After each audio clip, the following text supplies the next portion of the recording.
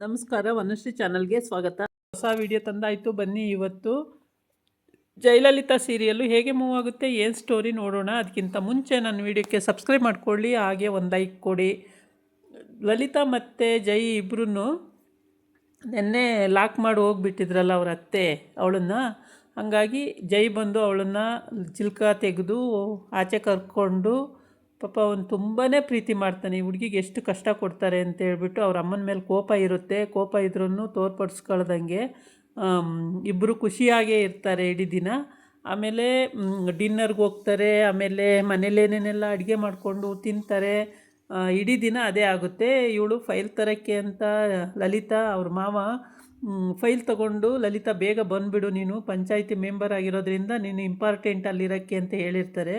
ಅದನ್ನು ತಪ್ಪಿಸ್ಬೇಕು ಅಂತ ಹೇಳ್ಬಿಟ್ಟು ಈ ಪರಮೇಶ್ವರಿ ಐಡಿಯಾ ಮಾಡಿ ಅವಳನ್ನು ಲಾಕ್ ಮಾಡಿಬಿಡ್ತಾಳೆ. ಲಾಕ್ ಮಾಡಿದಾಗ ಅವಳು ಲಾಕಲ್ಲೇ ರೂಮಲ್ಲೇ ಸಿಕ್ಕಾಕೋಬಿಡ್ತಾಳೆ. ಯಾರೂ ಬಂದು ಆ ಟೈಮಿಗೆ ಹೋಗೋಕ್ಕೆ ಯಾರು ತೆಗಿಯೋರೇ ಇರಲ್ಲ. ಹಾಗಾಗಿ ಕೊನೆಗೆ ಇವನಿಗೆ ಅನುಮಾನ ಬಂದು ಜೈ ಬಂದು ಆವಾಗ ಬಾಗಿಲು ತೆಗೆದು ನೋಡಿ ಸ್ಟೋರ್ ರೂಮಲ್ಲಿ ಆಚೆ ಕರ್ಕೊಂಡು, ಆಮೇಲೆ ಪಾಪ ಭಾಳ ನೊಂದ್ಕೊಂಡು ಆವಾಗ ಇಬ್ಬರು ಗಂಡ ಹೆಂಡ್ತಿ ಸರಿ ಹೋಗ್ತಾರೆ.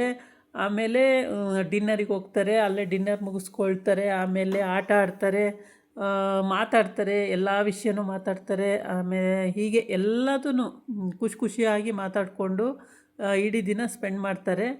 ಇವರು ಅತ್ತೆ ಮಾವ ಮತ್ತು ಅತ್ತಿಗೆ ಅಜ್ಜಿ ಎಲ್ಲ ಮೈದಾ ಎಲ್ಲರೂ ಫಂಕ್ಷನ್ ಮುಗಿಸ್ಕೊಂಡು ಇನ್ನೂ ಬಂದಿರಲ್ಲ. ಆವಾಗ ಇವರು ಡಿನ್ನರಿಗೆ ಹೋಗಿ ಕೂತಿರ್ತಾರೆ. ಡಿನ್ನರ್ ಮಾಡುವಾಗ ಏನೇನೋ ಹಿಂಗೆ ತಮಾಷೆಯಾಗಿ ಮಾತಾಡಿ ಆಮೇಲೆ ಅವಳದು ಫ್ಲ್ಯಾಶ್ ಬ್ಯಾಕ್ ವಿಷಯಕ್ಕೆ ಹೋಗ್ತಾರೆ.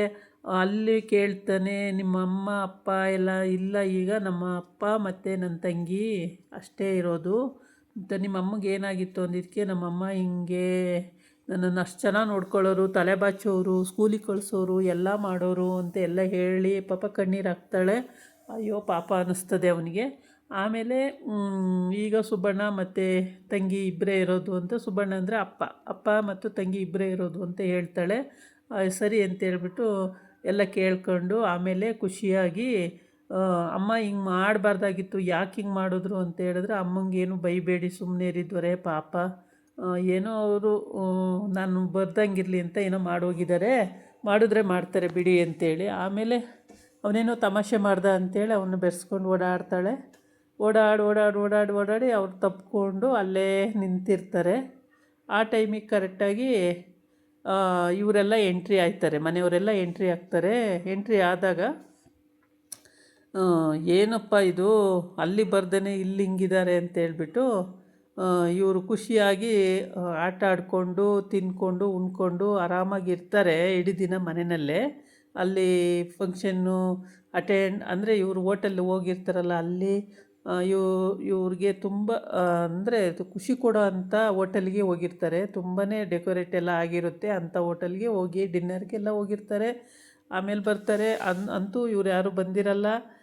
ಮತ್ತು ಇಡೀ ದಿನ ಭಾಳ ಖುಷಿಯಾಗೇ ಇರ್ತಾರೆ ಗಂಡ ಹೆಂಡ್ತಿ ಇಬ್ಬರೂ, ತುಂಬ ಚೆನ್ನಾಗಿರ್ತಾರೆ. ಆಮೇಲೆ ದೊರೆ ಹಂಗೆ ಮುಂದೆ ನಡೆಯೋ ಅಂಥದ್ದನ್ನೆಲ್ಲ ಮಾತಾಡ್ಕೋತಾರೆ, ಹಿಂದೆ ನಡೆಯೋದೆಲ್ಲ ಮಾತಾಡ್ಕೋತಾರೆ. ಎಲ್ಲದೂ ಮುಗಿಯುತ್ತೆ.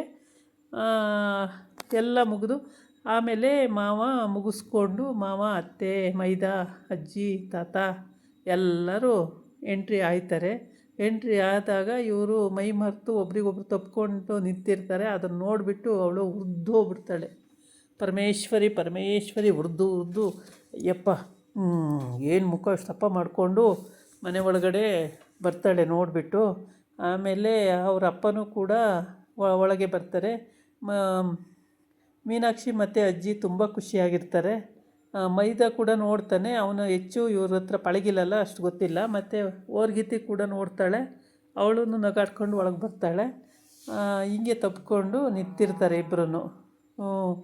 ಲಲಿತಾ ಖುಷಿ ಪಡ್ತಿರ್ತಾಳೆ ಪಾಪ. ಬಡವರು ಮನೆ ಹುಡುಗಿ ಆದ್ರೂ ತುಂಬಾ ನಾಜೂಕಾದ ಹುಡುಗಿ, ತುಂಬ ಚೆನ್ನಾಗಿ ಹೊಂದ್ಕೊಳ್ಳೋ ಅಂಥ ಹುಡುಗಿ ಆಗಿದ್ದಾಳೆ. ಹಂಗಾಗಿ ಎಲ್ಲರಿಗೂ ಖುಷಿ ಕೊಡುತ್ತೆ. ಆ ಹುಡುಗಿ ಪಾತ್ರನೇ ಅಷ್ಟು ಚೆನ್ನಾಗಿದೆ ಹೇಳಬೇಕು ಅಂದರೆ. ಅತ್ತೆಗೆ ಇಲ್ಲಿ ಕೋಪ ಬಂದುಬಿಡ್ತು, ಸಿಕ್ಕಾಪಟ್ಟೆ ಕೋಪ ಬಂದಿದ್ದು ದಡ್ಡ ಅಂತ ಹೋಗಿ ಸೋಫಾ ಮೇಲೆ ಕೂತ್ಕೋತಾಳೆ. ಆಮೇಲೆ ಪರಮೇಶ್ವರಿ ಕಂಟ್ರೋಲ್ ಆಮೇಲೆ ಸರಿ ಅಂತ ಸುಮ್ಮನಾಗಿರ್ತಾಳೆ. ಎಲ್ಲರೂ ಹೋಗಿ ಕೂತಿರ್ತಾರೆ. ಇವರು ಜೈ ಮತ್ತು ಲಲಿತಾ ಇಬ್ಬರು ಹೋಗ್ತಾರೆ. ಹೋದಾಗ ಏನಿದು ಅಲ್ಲಿ ಬರ್ದೇ ಇಲ್ಲಿ ಈ ಥರ ಅವತಾರ ಅಂತ ಬೈಯೋಕ್ಕೆ ಅಂತ ತೆಗಿತಾಳೆ. ಯಾವಾಗೇನು ಮಾತಾಡಬೇಡ ಅಂತ ಹೇಳಿರ್ತಾನಲ್ಲ. ಆಗ ಏನಕ್ಕೆ ಬರಲಿಲ್ಲ ಲಲಿತಾ ನೀನು, ಯಾಕೆ ಬರಲಿಲ್ಲ ಅಂತ ಕೇಳ್ತಾನೆ. ನಿನ್ನೆ ತಾನೇ ನೀನು ಗ್ರಾಮ ಪಂಚಾಯಿತಿ ಅಧ್ಯಕ್ಷೆ ಆಗಿರೋದ್ರಿಂದ ನೀನು ಬರಬೇಕಲ್ವಾ, ಬರೋಕ್ಕೆ ಆಗಿಲ್ಲ ಅಂದಮೇಲೆ ಆ ಹುದ್ದೆ ನಿನಗೆ ಯಾಕೆ, ರಾಜಾರಾಮಿಗೆ ಕೊಟ್ಬಿಡು ಅಂತ. ಹಂಗಲ್ಲ ಮಾವ ಅಂತ. ಹಂಗೂ ಅಲ್ಲ ಹಿಂಗೂ ಅಲ್ಲ, ಮಾತಾಡಬೇಡ ನೀನು ಅಂತ ಹೇಳ್ತಾನೆ. ಸರಿ ಮಾತಾಡಬೇಡ ಅಂದಮೇಲೆ ಮಾತಾಡಲ್ಲ, ಸುಮ್ಮನೆ ನಿಂತಿರ್ತಾರೆ. ಮಾತಾಡಬೇಡ ಅಂದ ತಕ್ಷಣ ಅವಳು ಸುಮ್ಮನಾಗಿರ್ತಾಳೆ. ಆಮೇಲೆ ಮಗನೇ ಅಂದರೆ ಜೈನೇ ಮಾತಾಡ್ತಾನೆ. ಅಪ್ಪ ನಾನು ಮಾತಾಡ್ತೀನಿ ಇರಿಯಪ್ಪ ಅಂತೇಳಿ. ಆವಾಗ ಇರೋ ವಿಷಯನೆಲ್ಲ ಹೇಳ್ತಾನೆ. ಹೀಗೆ ನನಗೆ ರಾಜಕೀಯ ಇಷ್ಟ ಇಲ್ಲ, ನೀನು ರಾಜಕೀಯ ಇಷ್ಟ ಇಲ್ಲ, ನೀನು ಮಾತಾಡಬೇಡ ಅಂತಲೇ ಅವರಪ್ಪ ಹೇಳ್ತಾನೆ. ಆದರೆ ಅವನು ಇಲ್ಲ, ಇವತ್ತು ನಾನು ಸ್ವಲ್ಪ ಮಾತಾಡೋದಿದೆ, ಮಾತಾಡ್ತೀನಿ. ನನಗೆ ಹೌದು ತೋಟ ಗದ್ದೆನೇ ಇಷ್ಟ, ನಿಮಗೆ ರಾಜಕೀಯ ಇಷ್ಟ, ಅದಕ್ಕೆ ನಾನೇನು ಮಾಡೋಕ್ಕಾಗಲ್ಲ. ನನಗಿಷ್ಟ ಆಗಿದ್ದು ನಾನು ಮಾಡ್ತೀನಿ, ನಿಮಗಿಷ್ಟ ಆಗಿದ್ದು ನೀವು ಮಾಡ್ತೀರಾ ಅಂತ ಇಷ್ಟೆಲ್ಲ ಹೇಳ್ತಾನೆ. ಆಗ ಲಲಿತಾ ಹೇಳ್ತಾಳೆ, ಸರಿ ಲಲಿತಾ ನೀನೇನಕ್ಕೆ ಬರಲಿಲ್ಲ, ನೀನು ಫೈಲ್ ತಗೊಂಡು ಬೇಗ ಭಾಷಣ ಮಾಡಬೇಕು, ಅರ್ಜೆಂಟ್ ಮೀಟಿಂಗ್ ಇದೆ ಅಂತ ಹೇಳಿದ್ದೆ ತಾನೇ, ಏನಕ್ಕೆ ಬರಲಿಲ್ಲ ಹೇಳು ನೀನು ಇವಾಗ ಮಾತಾಡು ಅಂತ. ಆಮೇಲೆ ಮಾತಾಡೋಕ್ಕೆ ಅಂತ ಬರ್ತಾಳೆ. ಆಮೇಲೆ ಏನಾಯಿತು ಅಂತ ಕೇಳ್ತಾನೆ. ಆವಾಗ ಹಿಂಗೆ ನನ್ನನ್ನು ಲಾಕ್ ಮಾಡಿಬಿಟ್ರು ಬಾಬಾ, ಈ ಥರ ಸ್ಟೋರ್ ರೂಮಲ್ಲಿ ಫೈಲ್ ಥರ ಕೇಳಿದ್ರಲ್ಲ, ಫೈಲ್ ಹುಡುಕ್ತಾ ಇದ್ದೆ, ಅಷ್ಟರೊಳಗೆ ಹೊರಗಡೆಯಿಂದ ಲಾಕ್ ಮಾಡಿಬಿಟ್ರು, ನಾನು ಬರೋಕ್ಕಾಗಲಿಲ್ಲ ಬಾಬಾ, ಅಲ್ಲ ಮಾವ ಸಾರಿ. ಆವಾಗ ನಾನು ಅಲ್ಲೇ ಇದ್ದೆ.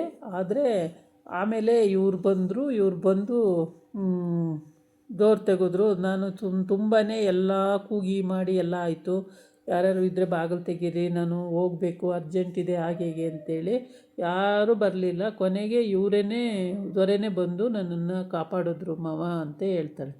ಹೌದಾ, ಯಾರು ಬಾಗಿಲು ಲಾಕ್ ಮಾಡಿದ್ದು ಅದು ಗೊತ್ತಾಗಬೇಕು ಈಗ ನನಗೆ, ಯಾರು ಲಾಕ್ ಮಾಡಿದ್ದು ಅಂತ ಎಲ್ಲ ಪರಮೇಶ್ವರಿ ಮುಖ ನೋಡ್ತಾರೆ. ಆವಾಗ ಪರಮೇಶ್ವರಿ ಮುಖ ನೋಡಿದ ತಕ್ಷಣ ಅವಳು ಯಾಕೆ ಎಲ್ಲ ನನ್ನ ಮುಖ ನೋಡ್ತೀರಾ, ನಾನೇನು ಮಾಡಿಲ್ಲ, ನನ್ನ ಮುಖ ಏನಕ್ಕೆ ನೋಡ್ತೀರಾ ಅಂತಾಳೆ. ಸರಿ ಅಂತೇಳ್ಬಿಟ್ಟು ಒಂದೇ ಸಲ ಹೇಳೋಕ್ಕಾಗಲ್ವಲ್ಲ ಅಂಥೇಳಿ ಸುಮ್ಮನೆ ನೋಡ್ತಾ ಇರ್ತಾರೆ. ಆಮೇಲೆ ಅವಳು ಇರೋ ವಿಷಯನೆಲ್ಲ ಹೇಳ್ತಾಳೆ ಹೀಗೆ ಅಂತೇಳ್ಬಿಟ್ಟು. ಮತ್ತು ಪ್ರತಿ ಒಂದು ವಿಷಯಕ್ಕೂ ಆಮೇಲೆ ಇವನು ಹೇಳ್ತಾನೆ, ಮಗ ಪ್ರತಿ ಒಂದು ವಿಷಯಕ್ಕೂ ಅವಳ ಮೇಲೆ ಹೇಳೋದು. ಅವಳು ಏನು ಕೆಟ್ಟದ್ದು ಮಾಡಿದ್ದಾಳೆ ನಮ್ಮ ಮನೆಗೆ, ಅವಳು ಬಂದು ನಮ್ಮ ಮನೆಗೆ ಏನು ಕೆಟ್ಟದ್ದು ಮಾಡಿದ್ದಾಳೆ.